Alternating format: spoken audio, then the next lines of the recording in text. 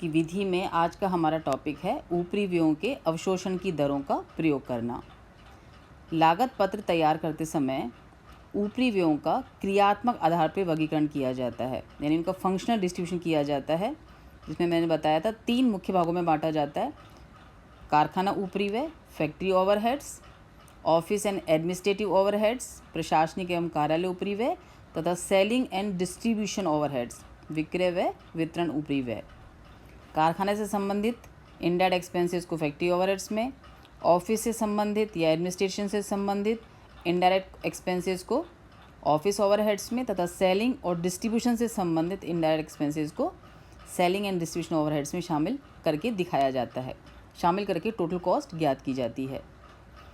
इन ऊपरी व्ययों के अवशोषण की विधियां भी हैं। यदि प्रश्न में लागत पत्र बनाते समय, कॉस्ट शीट या स्टेटमेंट ऑफ कॉस्ट बनाते समय यदि हमें प्रश्न में ऊपरी व्ययों की राशि की सूचना नहीं है, यदि हमें ओवरहेड्स गिवन नहीं है, तो हम इनके टोटल कॉस्ट ज्ञात करने के लिए अवशोषण की दरों को, अब्जॉर्प्शन रेट को काम में लेते हैं। यदि प्रश्न में स्पष्ट सूचना नहीं है तो कारखाना ऊपरियों के अवशोषण हेतु डायरेक्ट लेबर का प्रतिशत काम में लिया जाता है।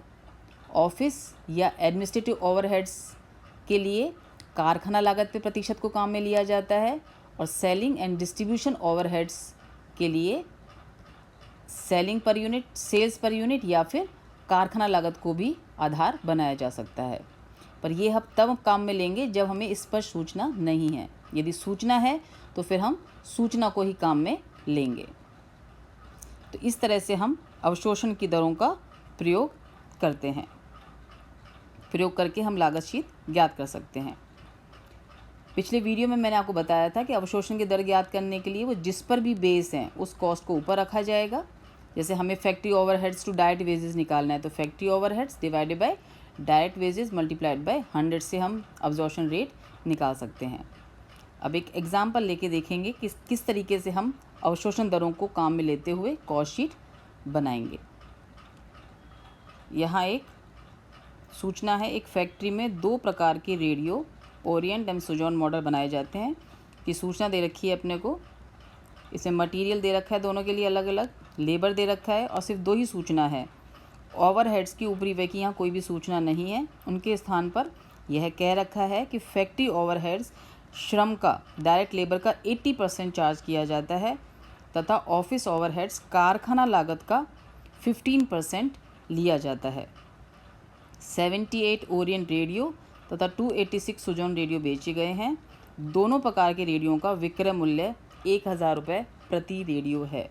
तो हमें इन सूचनाओं के आधार पर कॉस्ट शीट बनानी है। तो देखिए हम इन अब्जॉर्प्शन रेट्स को, इन ऊपरी व्ययों की अवशोषण दरों को काम में लेते हुए किस तरीके से कॉस्ट शीट बनाएंगे। सबसे पहले हमें यहाँ पे 2 कॉलम बना दिया अमाउंट के, एक ओरिएंट के लिए और एक सुजैन के लिए।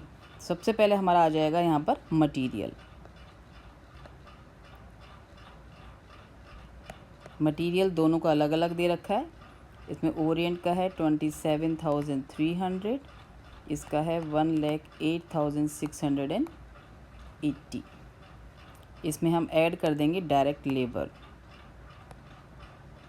लेबर ओरिएंट की दे रखी है 15,600, इसकी दे रखी है 62,920।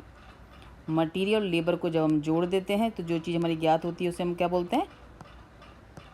प्राइम कॉस्ट, मूल लागत। ये वो लागत है जिसके बिना प्रोडक्शन संभव नहीं है। प्रोडक्शन की जो बेसिक कॉस्ट है वो अपनी मूल लागत है। ओरिएंट की आ जाएगी 42,900, और इसकी आ जाएगी 1,71,600। स्टेटमेंट ऑफ कॉस्ट या कॉस्ट शीट बनाते समय इसमें हम ऐड करते हैं फैक्ट्री ओवरहेड्स। अब यहाँ पर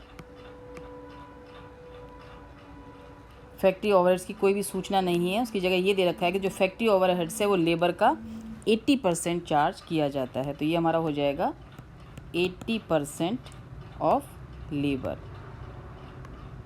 तो यहाँ लेबर दे रखी है हमारी 15,600 ओरिएंट के लिए, तो ये फैक्ट्री ओवरहेड्स हो जाएगा 15,600 का 80%, यानी 80% ऑफ 15,000। इसमें ओरिएंट के लिए हो जाएगा 15% ऑफ 80% ऑफ 15,600 और सुजैन के लिए हो जाएगा 80% ऑफ 62,920।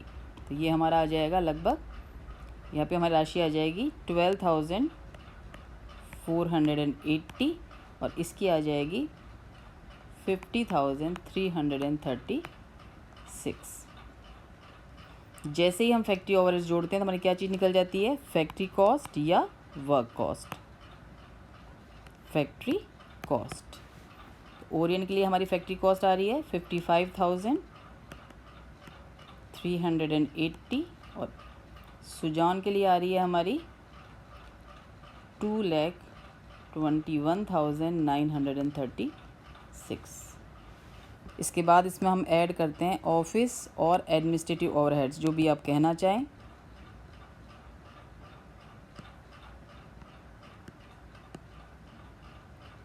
ऑफिस ओवरहेड्स, इसकी सूचना हमें दे रखी है यहाँ पर। इसकी जो अब्जॉर्प्शन रेट है वो है फैक्ट्री कॉस्ट का 15%, 15% of factory cost, 15% of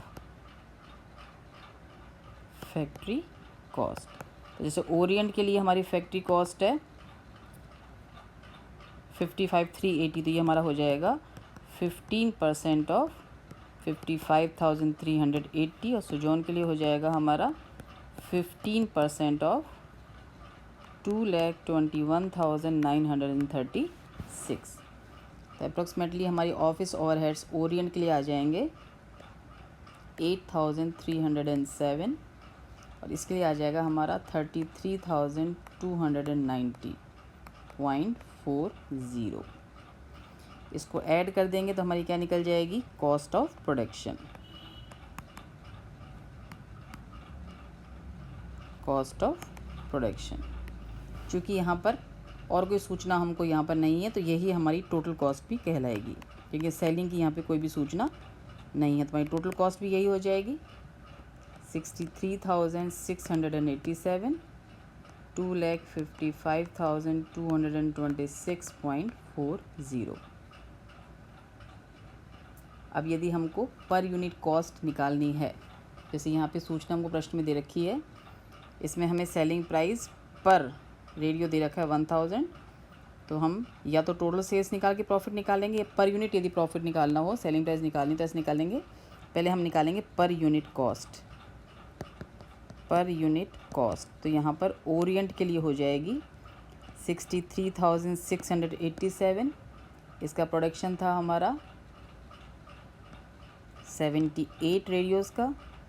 Sujon में था हमारा टोटल कॉस्ट है 2,55,226.40, इसका प्रोडक्शन था हमारा 286 का। तो पर यूनिट कॉस्ट हमारी ओरिएंट के लिए आ रही है 816.50 और सुजोन के लिए 892.40।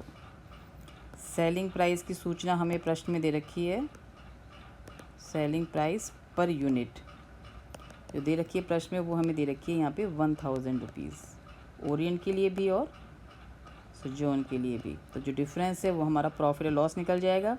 कॉस्ट दोनों में ही कम है तो डिफरेंस क्या कहलाएगा, हमारा प्रॉफिट पर यूनिट। ओरिएंट यहाँ पे अर्न कर रहा है 183.50 और सुजोन यहाँ पे अर्न कर रहा है 107.60। तो ये तरीका है तब जब हमें ओवरहेड्स की सूचना प्रश्न में नहीं हो, तो अब्जॉर्प्शन रेट को काम में लेकर किस तरीके से कॉस्ट शीट बनाएंगे।